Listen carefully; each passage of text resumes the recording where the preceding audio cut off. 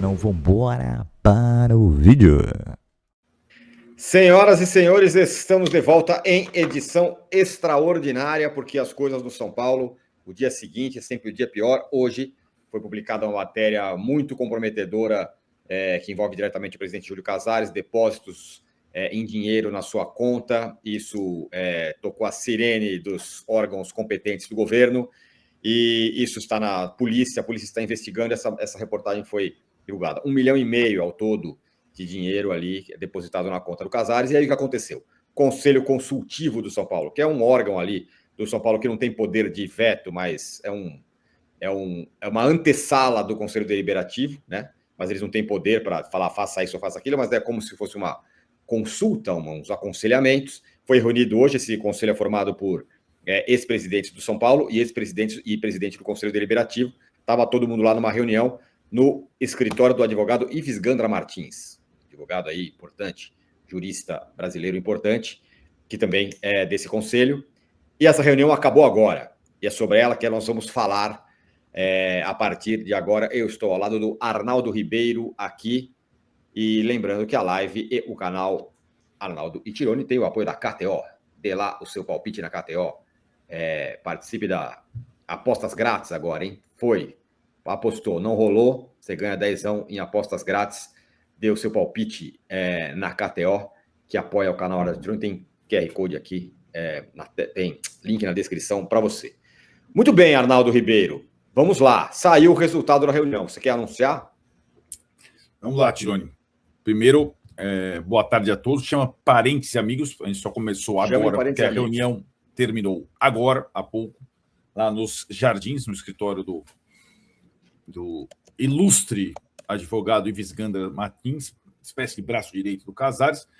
Era uma reunião que tinha, como você observou, um ar meio de conluio, né? O Conselho Consultivo, não uma reunião decisiva, não uma reunião de estabelecer um parecer, e eles passaram mais pano do que eu imaginava para o Casares, né?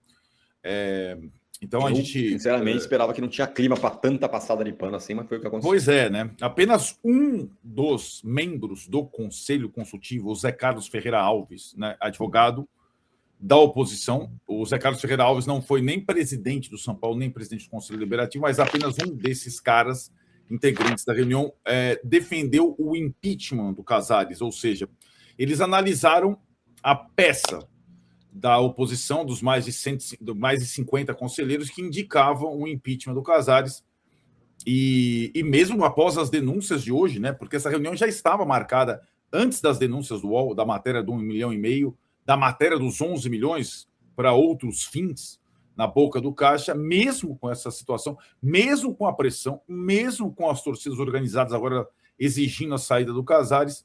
Tinha a faixa na frente do escritório hoje lá. Faixa na frente do escritório.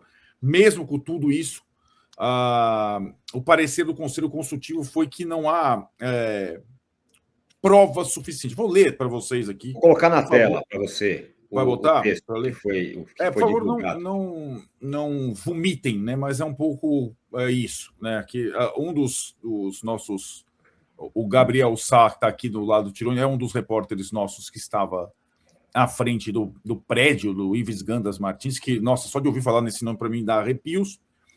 Mas a ata que está aqui, esse papel assinado pelo José Eduardo Mesquita Pimenta, ele mesmo, ex-presidente de São Paulo, aliado do Casares, assim como Ives Gandra, diz o seguinte: José Eduardo Mesquita Pimenta é ex-presidente do São Paulo, o Pimenta, da época dos títulos do Tele, é o presidente do Conselho Consultivo. A nota diz o seguinte: o Conselho Consultivo do São Paulo Futebol Clube, após examinar o pedido de impeachment do presidente do clube encaminhado pelo Conselho Deliberativo e subscrito por 57 conselheiros e 2 notícias do UOL, então eles dizem que analisaram as notícias do UOL além do pedido, certo, da oposição. Após a oitiva do presidente Júlio Casares, por maioria de votos, decidiu o quê? Oitiva quer dizer, o Casares se defendeu antes no Conselho Consultivo, antes da decisão. Decidiu que, 1, as acusações carecem de provas materiais especificamente contra o presidente, que alegou inocência. 2, o secretário-geral do Conselho, em seu livro abre aspas, o impeachment na Constituição de 1988 mostrou, através do uso desse instituto no Brasil e no exterior, que a decisão do colegiado parlamento, quando o utiliza, tem uma base jurídica inicial, mas sua decisão final é política, ou seja, se tem a pessoa acusada com condições ou não de continuar dirigindo o país, a unidade federativa, provincial ou municipal, sob sua condução. É aquilo que a gente sempre fala aqui, que o impeachment tem uma questão... Precisa de um artefato jurídico, mas é uma questão política. E é incrível que já não tenha sido habitualmente utilizado na direção do clube. Entende que, do ponto de vista estritamente jurídico, não há elementos de prova material para justificar um parecer favorável ao impeachment presidencial. Assina José Eduardo Mesquita Pimenta. Então, esse é a ata da reunião de agora há pouco no escritório do Ives Gandra Martins. Fale sobre você vomitou e fale seu primeiro comentário. Não, é que eu só me espanto, além do espanto geral dessa nota, né, dizer que não há provas materiais, tem uma investigação da polícia rolando, né? Os depósitos estão aí, né? Isso, dizer que não há provas materiais, me parece uma loucura, mas enfim. Agora, no ponto 3, o negócio que me arrepiou a espinha aqui é essa parte. Diante da necessidade de prova material ou de comportamento que já não tenha sido habitualmente utilizado na direção do clube. O que significa isso? Que esse negócio todo mundo faz, então tá tudo bem? É basicamente isso? Soa assim, né, cara? Eu não sei, eu posso estar errado, posso não estar interpretando direito, não sou advogado, mas é isso que diz a nota? Isso aí mais ou menos isso aí acontece, isso aí futebol é assim mesmo, não é isso? Exatamente. Importante dizer que estiveram presentes na reunião Júlio Casares. É bom dar os nomes de todo mundo. Nome e sobrenome. Júlio Casares, que se defendeu antes. Outen Aires, presidente do conselho, aliado do Casares. Carlos Miguel Aidar, que há 10 anos renunciou, foi cassado do Conselho Deliberativo, mas como ex-presidente é membro do Conselho Consultivo. Marcelo Pulpo, que foi presidente do Conselho Deliberativo, o próprio Ives Gandra, que é o anfitrião, Leco, que o carro que ele estava lá, alguém estava dirigindo por ele, deu uma paulada na saída do estacionamento.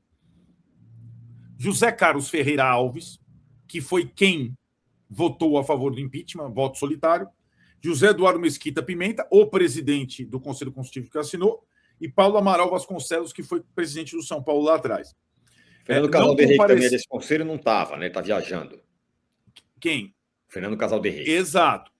Esse ex-presidente, Fernando Casal de Rei, é uma ausência importante, porque ele estava em viagem internacional. Esse também é oposição. O Zé Carlos Ferreira Alves e o Fernando Casal de Rei, além de membros do Conselho Consultivo, estão entre os 57 que assinaram o pedido de impeachment, né? Então, provavelmente, o Casal de Rei, se tivesse presente, a reunião também seria favorável ao impeachment. Eu vou colocar O Futebol Clube Júlio Casares foi aconselhado por aliados políticos a pensar em um movimento de impeachment, após publicação de reportagem do UOL, que trata de uma investigação policial envolvendo seu nome. Segundo a apuração publicada, relatórios do COAF, Conselho de Controle de Atividades Financeiras, apontam que Casares recebeu 1,5 milhão de reais em depósitos em dinheiro em sua conta corrente entre janeiro de 2023 e maio de 2025. Essa é a matéria, então, publicada pelo UOL, e por isso aqui o chat nos pedindo para falar sobre esse escândalo no São Paulo. Uma hora a bomba explodir do porquê o São Paulo viveu tudo o que viveu no último ano. E quando as coisas não vão bem esportivamente, é aí que fora de campo, o que acontece nos bastidores vem à tona mesmo. Porque tem muita coisa errada acontecendo aí em clube que tá bem. Sim, lógico. Tá disputando título, que tá ganhando, mas quando as coisas não vão bem, a consequência mais visível é essa, assim, né? E aí, dona... Qual é a sua opinião não sobre o caso, porque é um caso policial, assim, é uma coisa que é uma apuração de uma emissora que não é a nossa, mas que nos mostra algo que parecia que em algum momento que ia explodir, que ia estourar em relação ao Casares. É um cenário bem nítido, assim, do que está acontecendo com o São Paulo, né? O São Paulo, em determinado momento, assim, na nossa infância, ele era o clube modelo. Uhum. O clube à frente do seu tempo, o clube com a estrutura, o clube profissional, o clube multicampeão. E esse clube foi sendo sucateado por administrações amadoras Uhum. e administrações até criminosas. A gente pode falar sobre isso, porque assim, não é o primeiro escândalo na gestão Casares. Mais um escândalo. Aliás, em um mês a gente tem alguns escândalos explodindo, estourando na gestão Casares. O que me faz pensar e ter a convicção que o melhor para o São Paulo é ter o Casares distante do clube. Sem dúvida. Para o presente do São Paulo e para o futuro do São Paulo, para a credibilidade, para esse clube se reerguer, voltar a ser o clube de primeira prateleira no futebol sul-americano, um dos maiores clubes do mundo, o São Paulo, ele precisa ter uma gestão profissional.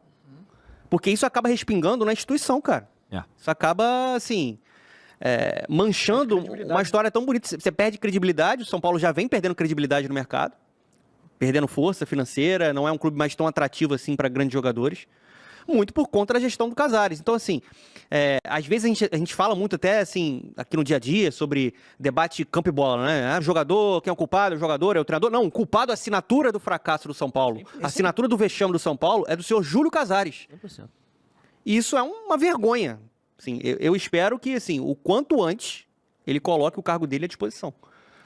Óbvio, vai ter uma investigação, ele vai ter que se posicionar, né, se defender, mas eu acho que é o momento, e é difícil a gente falar sobre isso no futebol brasileiro, porque o dirigente é muito egoísta, vaidoso, ególatra. Eu acho que é o momento de se pensar na instituição.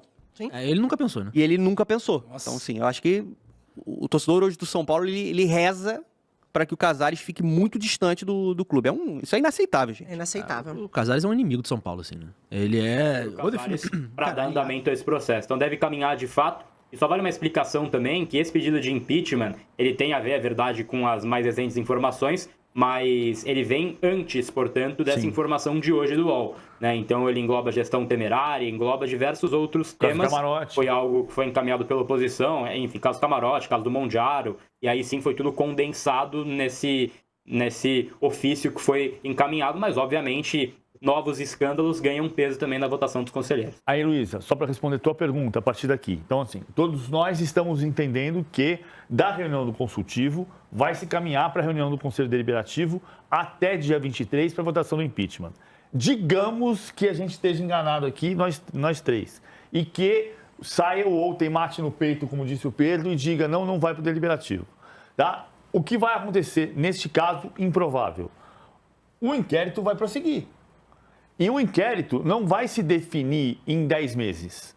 Ou seja, neste caso, que é a hipótese mais remota, você vai carregar isso até a eleição em novembro.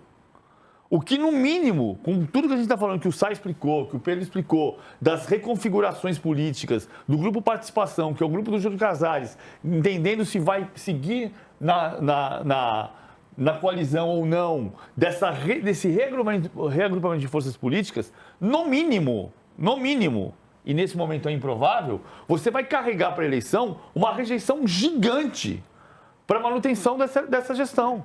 Na melhor das hipóteses, Na melhor das Casares, hipóteses. né? Que é até uma hipótese difícil que aconteça. E né? vale uma lembrança também, Luísa, que tem uma eleição, enfim, do conselho, de 100 conselheiros esse ano também, antes da eleição presidencial, né? Então, esses 100 conselheiros que serão eleitos, eles também têm muito em cima desse andamento do social do São Paulo, que já foi muito dominado por Dedé e Mara Casares. Hoje tem uma rejeição em cima da Mara por todos os últimos ocorridos e que o Casares também perde um pouco esse poder de controle no social. Então, também impacta na votação ali do conselho. E nisso...